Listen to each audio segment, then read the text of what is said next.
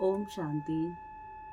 आज 30 दिसंबर 2024 सुनते आज बाबा के साकार मधुर महावाक्य। बाबा ने कहा, मीठे बच्चे, आत्मा रूपी बैटरी को ज्ञान और योग से भरपूर कर सतो प्रधान बनाना है। आत्मा रूपी बैटरी को ज्ञान और योग से भरपूर कर सतो प्रधान बनाना है, पानी के स्नान से नहीं। क्योंकि संसार में तो हम सभी समझते थे कि गंगा स्नान से पाप कट जाते हैं और आत्मा स्वच्छ होती है। पर बाबा ने बताया कि आत्मा एक बैटरी है, इस शरीर को चलाने वाली। जैसे गाड़ी में भी बैटरी होती है, तो बाबा कहते हैं अब इसको भरपूर कैसे करेंगे।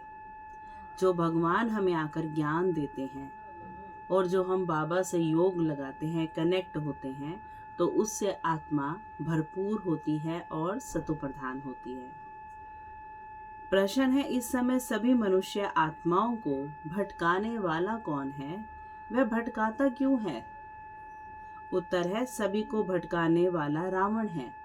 माने 5 विकार, काम, क्रोध, मोह, लोभ, अहंकार। क्योंकि वह खुद भी भटकता है, उसे अपना कोई घर नहीं है। रावण को कोई बाबा नहीं कहेंगे। बाप तो परम धाम घर से आता है ना, अपने बच्चों को ठिकाना देने। और बाबा का तो घर भी है, तो बुद्धि को भी हमारे ठिकाना मिल जाता है। अभी तुम्हें घर का पता चल गया, इसलिए तुम भटकते नहीं हो। पहले तो बाबा को हम जगह जगह ढूंढते थे। तुम कहते हो हम बाप से पहले पहले जुदा हुए हैं, अब फिर पहले पहले घर जाएंगे। ओम शांति।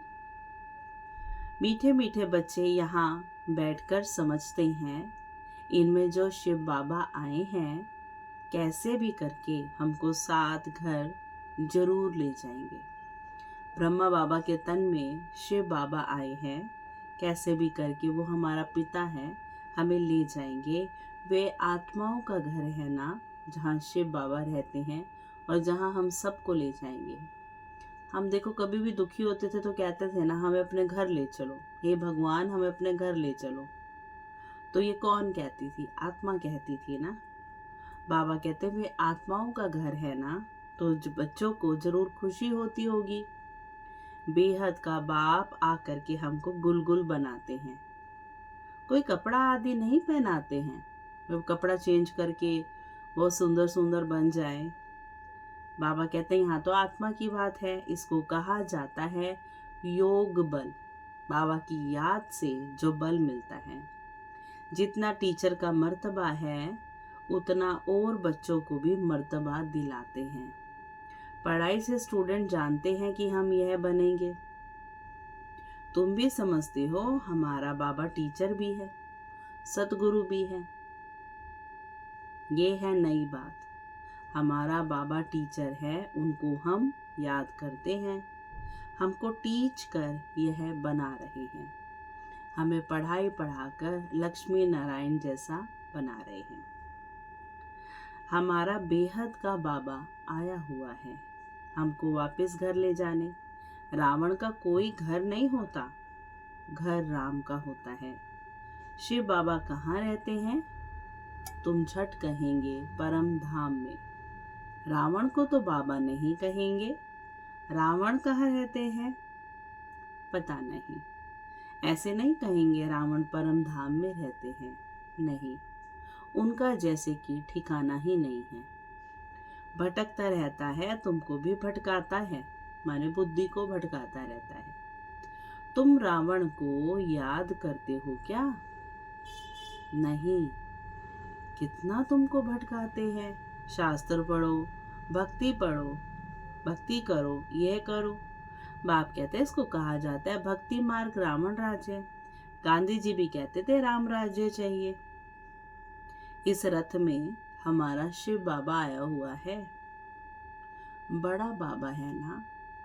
हमें 84 जन्म में जितने भी पिता मिले हैं, वो भी जिस भगवान को पिता कहकर याद करते हैं, तो उन सबका पिता कौन है?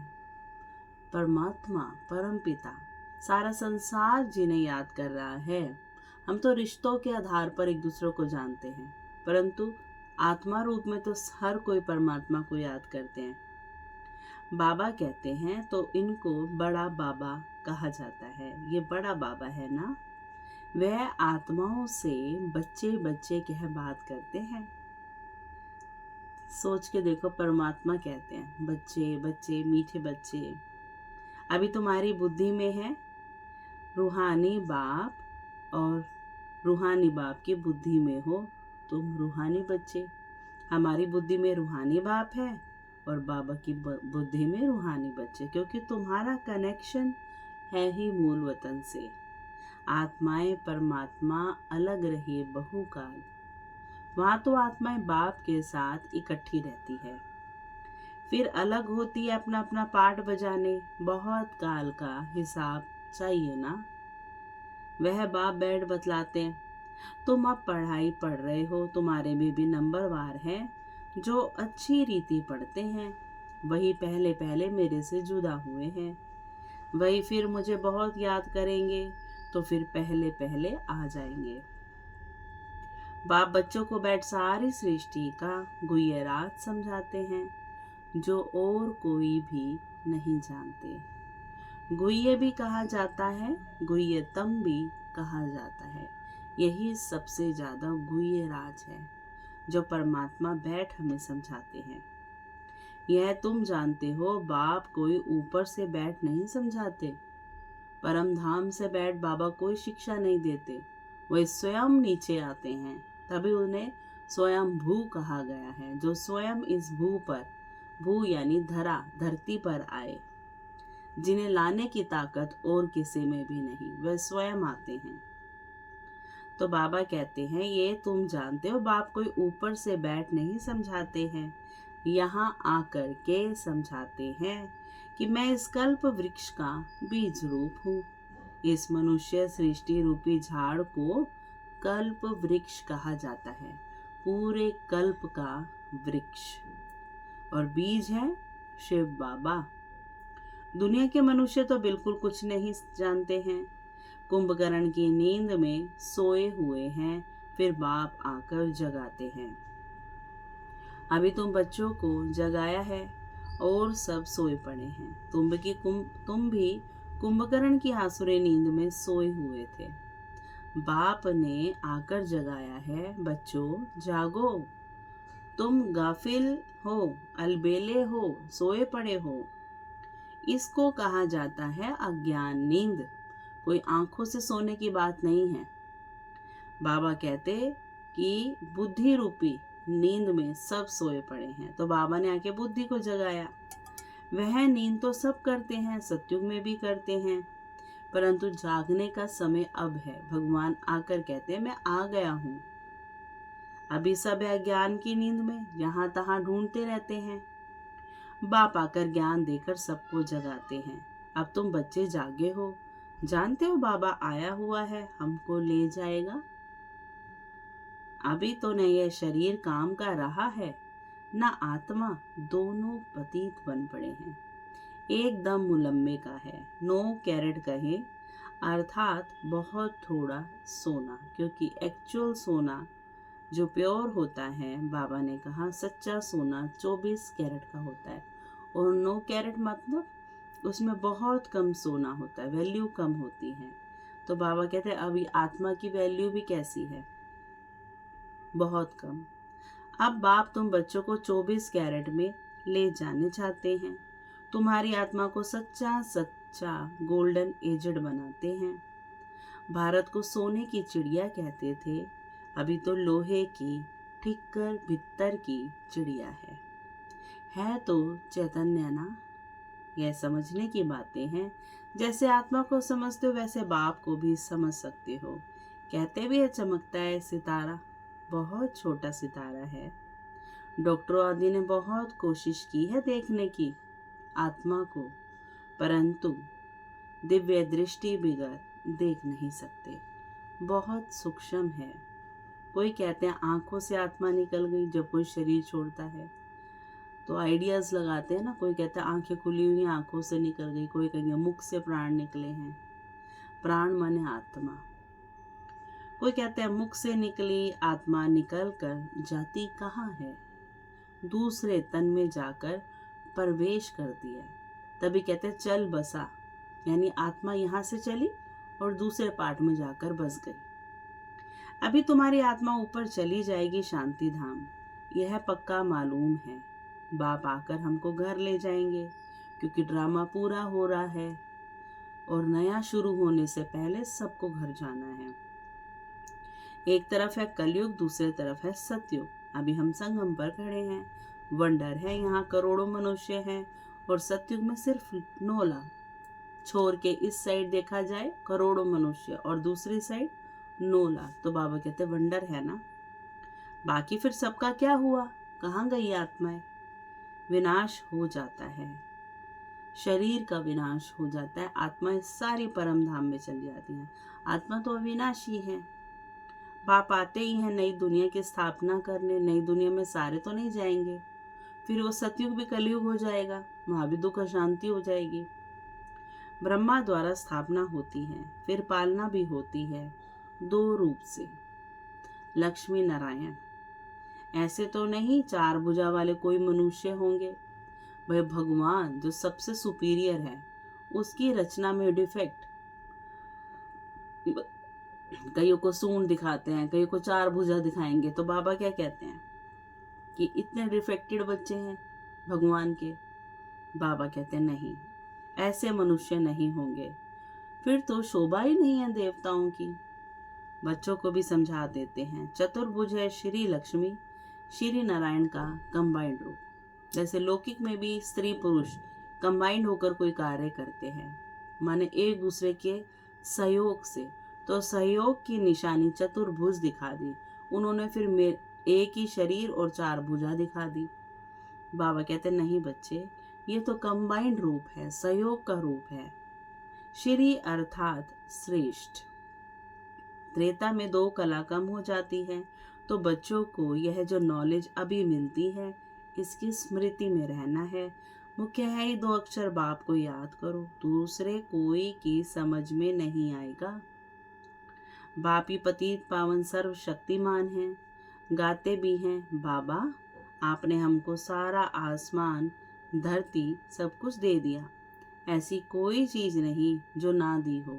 कल भी बाबा ने अव्यक्त मुरली में बताया ना कि कई बच्चे पूछते हैं बाबा वहाँ क्या क्या प्राप्ति है, तो बाबा कहते हैं अब प्राप्तियों की लिस्ट तो बहुत लंबी है, फिर भी इन शॉर्ट में बताते हैं बाबा कि बच्चे जो भी जीवन जीने के लिए सामग्री चाहिए, चीजें चाहिए, कोई भी अप्राप्त नहीं है, सब कुछ है, सारी खुशियां हैं, और वो भी बिना मेहनत के प्राप्त है। तो बाबा आज बच्चे कहते हैं मुरली में, बाबा आपने तो हमें सब कुछ दे दिया, ऐसी कोई चीज नहीं जो ना दी हो, सारे विश्व का राज्य दे दिया है। तुम जानते हो ये लक्ष्मी नारायण विश्व के मालिक थे, फिर ड्रामा का चक्कर फिरता है। संपूर्ण निर्विकारी बनना है, नंबरवार पुरुषार्थ अनुसार। यह भी जानते हो विकारी से निर्विकारी, निर्विकारी से विकारी। ये 84 जन्मों का पाठ अनगिनत बार बजाया है, उसकी गिनती नहीं कर सकते। आदमशुमारी भल गिनती कर लेते हैं, इंसान की जनसंख्या की काउंटिंग कर सकते हैं, बाकी यह जो तुम तमो प्रधान से सतो प्रधान, सतो प्रधान से तमो प्रधान बनते हो, इनका हिसाब निकाल नहीं सकते कि कितने बार बने हो। क्यों? क्योंकि ड्रामा हूबहू रिपीट होता रहता है, ये रुकता है ही नहीं, टिक टिक होती ही रहती है। बाबा कहते हैं 5000 वर्ष का ये चक्र है। हाँ, जब बाबा धरती पर आए तब इसका हिसाब ये निकाल सकते हैं कि हाँ अब ये एक कल्प पूरा हुआ, बाकी ये चक्कर कितनी बार घूमा है, बाबा कहते हैं इसका कोई हिसाब नहीं है, ना आदि ना अंत, अनादि है ये। बाबा कहते 5000 वर्ष का ये चक्र है, यह ठीक है, लाखों वर्ष की तो बात तो याद भी ना रह सके। अभी तुम्हारे में गुणों की धारणा होती है, गुणों से तो देवी देवता कहलाएंगे, और गुण निकल जाते हैं तो मनुष्य कहलाते हैं। ज्ञान का तीसरा नेत्र मिल जाता है, इन आंखों से तुम पुरानी दुनिया को देखते हो, तीसरा नेत्र जो मिलता है उनसे नई दुनिया को देखना है। यह दुनिया तो कोई काम की नहीं है, पुरानी दुनिया है। नई और पुरानी दुनिया में फर्क देखो कितना है। तुम जानते हो हम ही नई दुनिया के मालिक थे, फिर 84 जन्म लेते लेते यह बने हैं। ये अच्छी रीति याद रखना चाहिए और फिर दूसरे को भी समझाना है कैसे हम ये बनते हैं। ब्रह्मा सो विष्णु, फिर विष्णु सो ब्रह्मा बनते हैं। ब्रह्मा और विष्णु का फर्क देखते हो ना। विष्णु कैसा सजा सजाया बैठा है और यह ब्रह्मा कैसा साधारण बैठा है। तुम जानते हो यह ब्रह्मा वह विष्णु बनने वाला है। ये किसको समझाना भी बहुत सहज है। ब्रह्मा विष्णु शंकर का आपस में क्या संबंध है तुम जानते हो। यह विष्णु के 2 रूप लक्ष्मी नारायण है। यही विष्णु देवता सो फिर यह मनुष्य ब्रह्मा बनते हैं। पहला जन्म इसी आत्मा का विष्णु का रूप है और इन्हीं आत्मा का आखिरी जन्म ब्रह्मा है। बाबा कहते ये विष्णु सतयुग का है और ब्रह्मा यहाँ का है।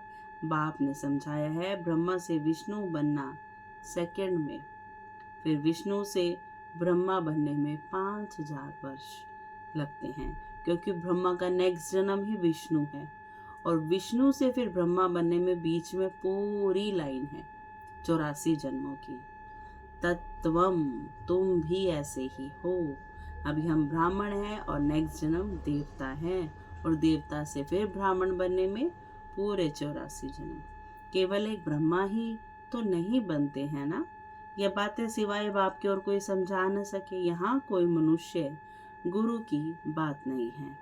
इनका तो गुरु शिव बाबा, तुम ब्राह्मणों का भी गुरु शिव बाबा है। उनको सदगुरु कहा जाता है, सच्चा गुरु। वो गुरु तो सबको छोड़कर चले जाते हैं, परंतु ये सदगुरु तो हमें सबको साथ लेके जाएंगे सच्ची सदगति करके। वो तो किसी भी हाल में अपने भक्तों को छोड़कर चले जाते हैं, संसार वाले गुरु। तो बच्चों को शिव बाबा को ही याद करना है और यहाँ पर बाबा सब बच्चों को गति सदगति देकर साथ लेकर किसी को भी इस पुरानी दुनिया में छोड़कर नहीं जाएंगे। इसलिए इनको सच्चा सदगुरु कहा जाता है। कोई को भी ये समझाना तो बहुत सहज है। शिव बाबा को याद करो। शिव बाबा स्वर्ग नई दुनिया रचते हैं। ऊंच से ऊंच भगवान शिव हैं। वह हम आत्माओं का बाबा है। तो भगवान बच्चों को कहते हैं मुझ बाप को याद करो। याद करना कितना सहज है। बच्चा पैदा होता है और झट माँ उनके मुख से आपे ही निकलता है। माँ बाप के सिवाय और कोई पास नहीं जाएगा। माँ मर जाती है और वह फिर और बात है। पहले है माँ और बाप, फिर पीछे और मित्र संबंधी आदि होते हैं। उसमें भी जोड़ी जोड़ी होगी। चाचा चाची 2 है ना। कुमारी होगी, फिर बड़े होते ही कोई चाची कहेंगे, कोई मामी कहेंगे। अभी तुमको बाप समझाते हैं तुम सब आत्मा भाई भाई हो बस, और सब संबंध कैंसिल करते हैं। भाई भाई समझेंगे तो एक बाप को याद करेंगे। बाप भी कहते बच्चों मुझे एक बाप को याद करो। कितना बड़ा बेहद का बाप है। वह बड़ा बाबा तुमको बेहद का वर्षा देने आए हैं। घड़ी घड़ी कहते हैं मन मना भव। अपने को आत्मा समझ बाप को याद करो। यह बात भूलो मत। दे अभिमान में आने से ही भूल जाते हैं। पहले पहले तो अपने को आत्मा समझना है। हम आत्मा शालिग्राम हैं और एक बाप को ही याद करना है। बाप ने समझाया है मैं पतित पावन हूँ। मुझे याद करने से तुम्हारी बैटरी जो खाली हो गई है वे भरपूर हो जाएगी। तुम सतो प्रधान बन जाएंगे। पानी की गंगा में तो जन्म जन्मांतर गुटखा खाया है, जन्म जन्मांतर गोते खाए हैं, लेकिन पावन बन नहीं सके। अगर पावन बने तो सारे पाप मिट जाएं, तो सभी कैदियों को ले जाएं और गंगा में डुबकी दिलवा दें। बाबा कहते पानी कैसे पतित पावन हो सकता है। ज्ञान से ही सदगति होती है। इस समय है पाप आत्माओं की झूठी दुनिया। लेन देन भी पाप आत्माओं से ही होती है। मनसा वाचा कर्मणा पाप आत्मा ही बनते हैं। अभी तुम बच्चों को समझ मिली है। तुम कहते हो हम ये लक्ष्मी नारायण बनने के लिए पुरुषार्थ करते हैं। अभी तुम्हारी भक्ति करना बंद है। ज्ञान से सद्गति होती है। ये देवताएं सद्गति में है ना, बाबा एग्जाम्पल दे रहे हैं, सद्गति में है ना। और भक्ति वाले सारे देख रहे हैं ना उनकी हालत। तो देवताओं ने ज्ञान लिया पहले। बाप ने समझाया है ये बहुत जन्मों के अंत में है। बाप कितना सहज समझाते हैं। तुम बच्चे कितनी मेहनत करते हो, कल्प कल्प करते हो, पुरानी दुनिया को बदल नई दुनिया बनानी है। कहते हैं ना भगवान जादूगर हैं, रत्नागर हैं और सौदागर हैं। जादूगर तो है ना, पूरी दुनिया पलटा देते हैं। पुरानी दुनिया को हेल से बदल हेवन बना देते हैं। कितना जादू है। अभी तुम हेवन के रहवासी बन रहे हो, जानते हो। अभी हम हेल के रहवासी हैं। हेल और हेवन अलग है। 5000 वर्ष का चक्कर है। लाखों वर्ष की तो बात ही नहीं है। ये बातें भूलनी नहीं चाहिए। बाबा रोज रोज समझाते हैं और रोज रोज हम भूलते हैं। अगर हम याद रख लें अच्छे से तो बाबा को बोलना ना पड़े, और बाबा को रोज बोलना पड़ रहा है तो इसका मतलब हम भूलते हैं। भगवानुवाच है ना, कोई जरूर है जो पुनर्जन्म रहित है। श्री कृष्ण को तो शरीर है। शरीर है तो वो यानी जीना भी हुआ, पैदा भी होना हुआ और मृत्यु भी निश्चित होगी। शिव को नहीं है। शिव निराकार के रूप में है। उनको मुक्त तो जरूर चाहिए। तुमको सुनाने के लिए आकर पढ़ाते हैं ना। रामानुसार सारी नॉलेज ही उनके पास है। वे सारे कल्प में एक ही बार आते हैं दुखधाम को सुखधाम बनाने। सुख शांति का वर्षा जरूर बाप से ही मिलता है। बाप से ही मिला है तब तो मनुष्य चाहते हैं ना, बाप को याद करते हैं। बाप ज्ञान देखो कैसे सहज रीति देते हैं। यहाँ बैठे भी बाप को याद करो, बाजोली याद करो तो भी मन मना भव ही है। बाप ही ये सारा ज्ञान देने वाला है। तुम कहेंगे हम बेहद के बाप के पास जाते हैं। बाप हमको शांतिधाम सुखधाम ले जाने का रास्ता बताते हैं। यहाँ बैठे घर को याद करना है। अपने को आत्मा समझ बाप को याद करना है, घर को याद करना है और नई दुनिया को याद करना है। ये पुरानी दुनिया तो खत्म होनी ही है। आगे चलकर तुम वैकुंठ को भी बहुत याद करेंगे। घड़ी घड़ी वैकुंठ में जाते रहेंगे। शुरू में बच्चियां घड़ी घड़ी आपस में बैठ वैकुंठ में चली जाती थी। यह देखकर बड़े बड़े घर वाले अपने बच्चों को भेज देते थे। नाम ही रखा था ओम निवास। कितने ढेर बच्चे आए, फिर हंगामा हुआ। बच्चों को पढ़ाते थे, आप ही ध्यान में चले जाते थे। अभी यह ध्यान दीदार का पाठ बंद कर दिया है। यहाँ भी कब्रिस्तान बना देते थे, सबको सुला देते थे। कहते थे अब शिव बाबा को याद करो और ध्यान में चले जाते थे तो सब शरीर तो यहीं रह जाते थे। बाबा कहते यहीं कब्रिस्तान बना देते थे।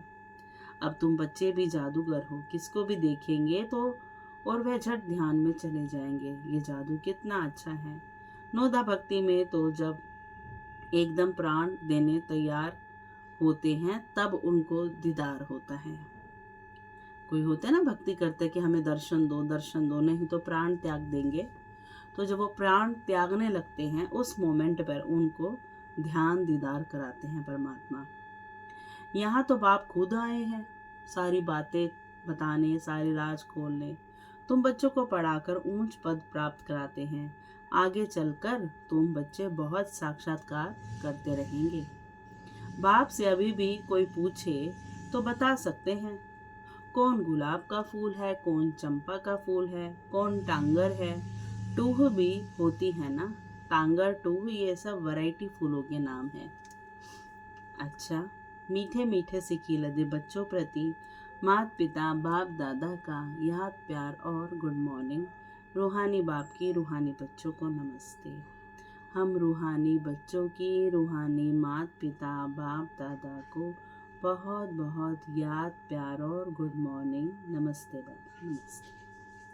फिर धारणा में बाबा ने कहा देखे सब संबंध कैंसिल कर, आत्मा भाई भाई हैं ये निश्चय करना है और बाप को याद कर पूरे वर्षे का अधिकारी बनना है। अब पाप आत्माओं से लेन देन नहीं करनी है। अज्ञान नींद से सबको जगाना है। शांति धाम सुख धाम जाने का रास्ता बताना है। फिर वरदान है, मन बुद्धि की एकाग्रता द्वारा सर्व सिद्धियां प्राप्त करने वाले सदा समर्थ आत्मा भव। सर्व सिद्धियों को प्राप्त करने के लिए एकाग्रता की शक्ति को बढ़ाओ। ये एकाग्रता की शक्ति सहज निर्विघ्न बना देती है। मेहनत करने की आवश्यकता नहीं, एक बाप दूसरा न कोई, इसका सहज अनुभव होता है। सहज एकरस स्थिति बन जाती है। सर्व के प्रति कल्याण की वृत्ति, भाई भाई की दृष्टि रहती है। लेकिन एकाग्र होने के लिए इतना समर्थ बनो जो मन बुद्धि सदा आपके ऑर्डर अनुसार चले। स्वप्न में भी सेकंड मात्र भी हलचल ना हो। स्लोगन है, कमल पुष्प के समान न्यारे रहो तो प्रभु के प्यार का पात्र बन जाएंगे। कमल के पुष्प के समान न्यारे रहो तो प्रभु के प्यार के पात्र बन जाएंगे। कमल फूल कीचड़ में रहता है और पूरे कमल परिवार के साथ, कमल दल, कमल का पत्ता और कमल की डंडी सबके साथ, कमल ककड़ी जिसको कहते हैं। तो बाबा कहते हैं वो सबके साथ रहते हुए भी पूरे गृहस्थी के साथ रहता है, फिर भी न्यारा और प्यारा खिला खिला रहते हैं। तो बाबा भी चाहते हैं बच्चे आप भी सबके बीच में रह के बुद्धि से सब कुछ न्यारे रहो सबसे, तो प्रभु के प्यार का पात्र बन जाएंगे। अच्छा, ओम शांति। शुक्रिया मीठे बाबा, शुक्रिया।